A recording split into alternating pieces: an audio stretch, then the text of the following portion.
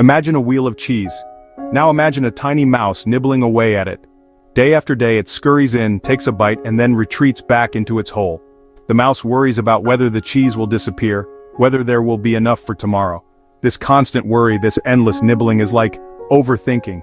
Over time it can consume our thoughts and leave us feeling drained. We've all been there, lying awake at night, our minds replaying past conversations. This is the essence of overthinking, getting stuck in a loop of unproductive thoughts. It's like a broken record player stuck on repeat, but we can choose to turn off the broken record player. The key is to recognize that we are not our thoughts. We don't have to believe everything we think. Just because a thought pops into our head doesn't mean it's true or helpful. Overthinking often stems from a desire for control, but the truth is, we can't control everything. Life is full of surprises. And sometimes the best thing we can do is simply let go. The first step to overcoming any challenge is acknowledging its existence. Overthinking, while common, is often misunderstood. It's a cycle of intrusive thoughts, often negative and unproductive. The human mind is incredibly powerful, capable of incredible feats of creativity and problem solving. However, this same power can trap us in worry and rumination. Overthinking can manifest in many ways. For others, it's the relentless anticipation of future events. It's like driving a car with the emergency brake on. Overthinking is the art of creating problems that weren't there in the first place. It's like wearing glasses that magnify every worry, every doubt, every fear. When we overthink, we focus on the negative, dwelling on what could go wrong. We might spend hours dissecting a single conversation, analyzing every word, or worry about events out of our control, the weather, the stock market. Overthinking can lead to anxiety, stress, insomnia, and even depression. However, there is hope. We can train our minds to be calmer and more resilient. By understanding overthinking and learning strategies, we can create a more peaceful life. Imagine carrying a backpack filled with rocks. Each rock represents a worry, a fear, or a negative thought. At first, it might not seem so heavy. But as we go about our day, picking up more and more rocks along the way, the backpack becomes increasingly burdensome. It weighs us down, making it harder to move forward, to enjoy the journey. This is what overthinking does to us. It burdens us with unnecessary weight, making it difficult to fully engage in life.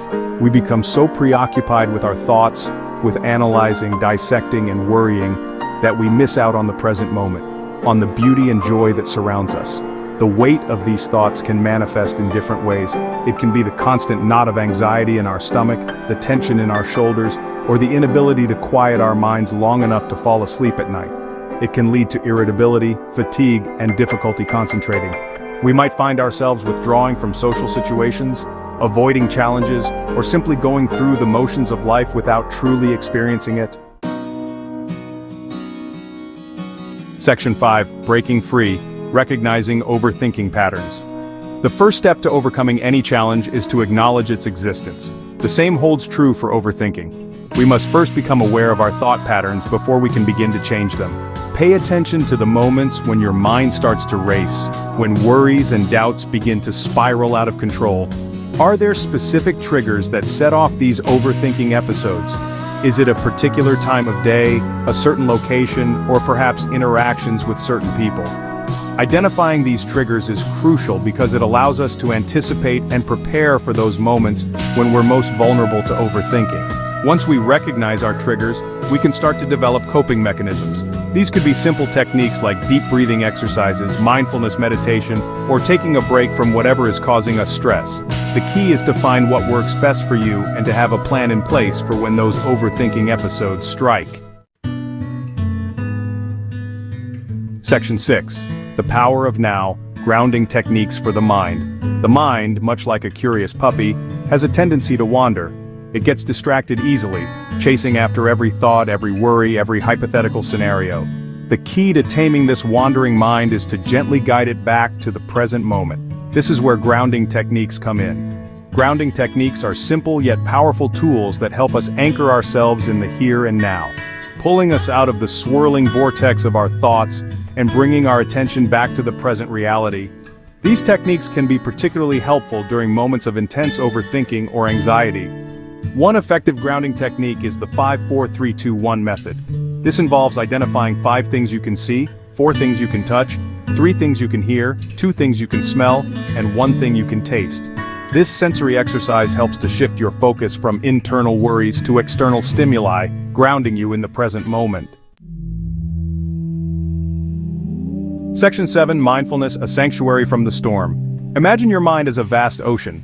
On the surface there are waves, thoughts, emotions, sensations constantly crashing and churning, but beneath the surface there's a deep sense of stillness and tranquility. Mindfulness is the practice of diving beneath the surface, of connecting with that inner calm amidst the turbulence of our thoughts. It's about observing our thoughts and feelings without judgment, acknowledging them without getting swept away by them. Mindfulness isn't about stopping our thoughts altogether. That's as impossible as stopping the waves in the ocean. Instead, it's about changing our relationship with our thoughts. We learn to observe them without getting caught up in their stories, to see them as passing clouds in the vast sky of our awareness, rather than as solid, unchanging truths. This practice helps us to create a sense of space between our thoughts and our reactions, giving us the freedom to choose how we want to respond rather than simply reacting on autopilot. Section 8. Challenging negative thoughts.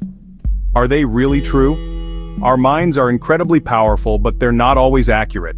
Overthinking often involves getting caught in a loop of negative thoughts, replaying past mistakes, imagining worst-case scenarios, or focusing on our perceived flaws and shortcomings. The key to breaking free from this cycle is to start challenging these negative thoughts. When you catch yourself spiraling into a negative thought pattern, take a moment to pause and ask yourself, is this thought really true?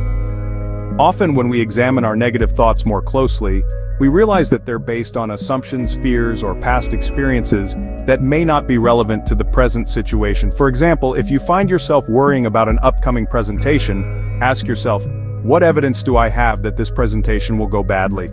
Have I given presentations in the past that have gone well? Challenging our negative thoughts helps us to see them for what they are, just thoughts, not facts. This realization can be incredibly empowering because it allows us to detach from the emotional weight of these thoughts and to choose a more balanced and realistic perspective. Section 9. Finding solutions, not dwelling on problems. Overthinking often keeps us stuck in a cycle of analysis paralysis. We dissect problems from every angle, replaying every possible scenario, but we rarely move on to finding solutions. While it's important to acknowledge and understand our problems, dwelling on them excessively only serves to amplify our anxiety and prevent us from taking action. Instead of getting bogged down in the problem, shift your focus to finding solutions. Ask yourself, what steps can I take to address this situation? What resources are available to me? Brainstorming potential solutions, even if they seem small or insignificant, can help to shift your mindset from one of helplessness to one of empowerment. Remember, you don't have to have all the answers right away. Sometimes, simply taking a small step forward, no matter how small, can be enough to break the cycle of overthinking and create momentum towards positive change. Section 10. Action as an antidote to overthinking. Overthinking thrives in the realm of inaction. It festers in the gap between thought and action, feeding on our fears and doubts. The most effective antidote to overthinking is action. When we take action, even small steps, we shift our energy from worrying about the problem to working towards a solution. This doesn't mean rushing into things without thinking. It's about finding a balance between thoughtful consideration and decisive action. If you're feeling overwhelmed by a task, break it down into smaller, more manageable steps. Start with the easiest or most approachable step first. This sense of accomplishment, no matter how small, can help to build momentum and motivate you to keep going. Remember, action breeds confidence. The more we act, the more capable and empowered we feel. Section 11. Embracing imperfection, the key to peace. Overthinking often stems from a desire for perfection, a need to control every aspect of our lives and to ensure that everything goes according to plan. But the truth is, life is messy. It's unpredictable, imperfect, and full of surprises. Trying to control every outcome, to plan for every eventuality, is not only futile, but also a surefire recipe for stress and anxiety. The key to overcoming overthinking is to embrace imperfection, to accept that things won't always go according to plan, and that's okay. Let go of the need for certainty and control, and instead cultivate a sense of flexibility and adaptability. Remember, mistakes are inevitable, but they're also opportunities for growth and learning. Embrace the unknown, be kind to yourself, and trust that you have the strength and resilience to navigate whatever challenges